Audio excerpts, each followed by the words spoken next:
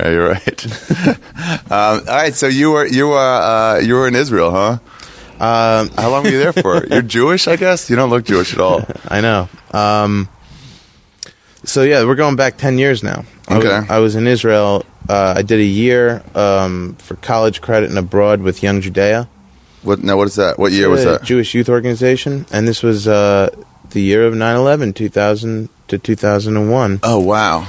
And I was in Israel for 9/11. What was it like there for 9/11? Beautiful 9/11. I got to tell you, it was wonderful. They did so many nice things for it. No, I was in the dormitories in my at the college in Jerusalem, by Hebrew University. Yeah, and it was a beautiful, beautiful day, and like it was also like the height of the Intifada. Hebrew University. Yeah, Hebrew is a cool place. Yeah, it's a really cool. Wait, is that the one with all the? Where it looks like it's like an adobe hut, or is that Jerusalem University? Where's Hebrew U? It's on Harat Sofim in Jerusalem. Yeah. Fuck, I forget which one's which. Anyway, go ahead. And it was pretty bad. It was like there was a lot of terrorist activity going around Jerusalem at that time. Beforehand, you mean? Yeah. Yeah. So like what was happening? There's like a popular street. You might be familiar with Ben Yehuda Street. Yeah. So I remember like maybe Ben Yehuda Street's where all like the tourists go to hang out, and I guess locals too. Yeah. Like a few weeks prior, I'm walking around at night, drinking, you know. Yeah. And there was a pigua, terrorist attack. Yeah. Somebody, I saw like body parts on the street. Blood. I got there right. It was like Really? okay, block that out mentally and keep walking because you know like ambulances were there and the army people and everything. And it was, you just saw body parts. I saw body parts. I can't even describe what they were now. Like I blocked it out. You really blocked it out? I know that it happened. I know what I saw, but I don't. I know that I saw it. But it was a bomb. Ugh. It was just like, I didn't see any of this. That's not staying in my memory. So I just walked by. There was a hotel I'd been going to, the Orient Express in the Hyatt. Yeah. They had a terrorist attack there, like that one night I wasn't there. It was so there was like a lot to desensitize me.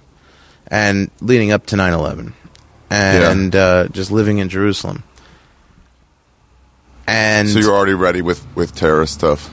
Yeah, I remember who's that player that played for Connecticut, some Jewish player, and he was like, I don't think he was Orthodox Jewish or observant of Shabbat, but he played for Connecticut, and I think he ended up playing in Israeli like professional team.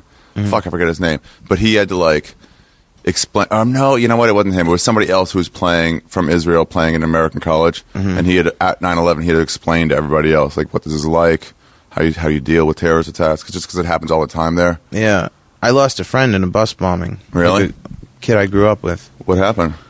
Well, he died in a bus bombing. Where was it? Gosh, I don't know. It was on the way to somewhere. He was there with you? No, he was there independent of me. An American? No, Scottish. Oh, you grew up in Scotland?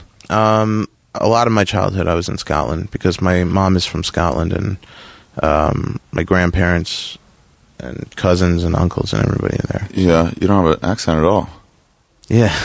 You should get rid of it. I mean, I'm born in America, but I'm just like spent a lot of my summers growing up in Scotland. Summers. Yeah. And we were on the swim team together. I mean, Yoni Jesner is his name. Yeah. And he blew up a bus with him on it? Yeah, he passed away, unfortunately. Man. You know? It's like a really horrible thing, you know, to know someone and lose someone like that. Yeah, just suddenly. We got deep pretty quick here. We'll get to it eventually, too, anyway. It was going to happen. Yeah. So, yeah. So when was that? During your year there, or just... Yeah. So all these things happened, and then when 9/11 happened, it was like a beautiful day in Jerusalem. Yeah. And I was sitting on the porch and of the dormitory, just lying down. I had no classes that day. I'm sitting, taking in some sun. Beautiful. Yeah. And falling asleep. Somebody comes in. They're like, "Hey, they flew a plane into the Statue of Liberty."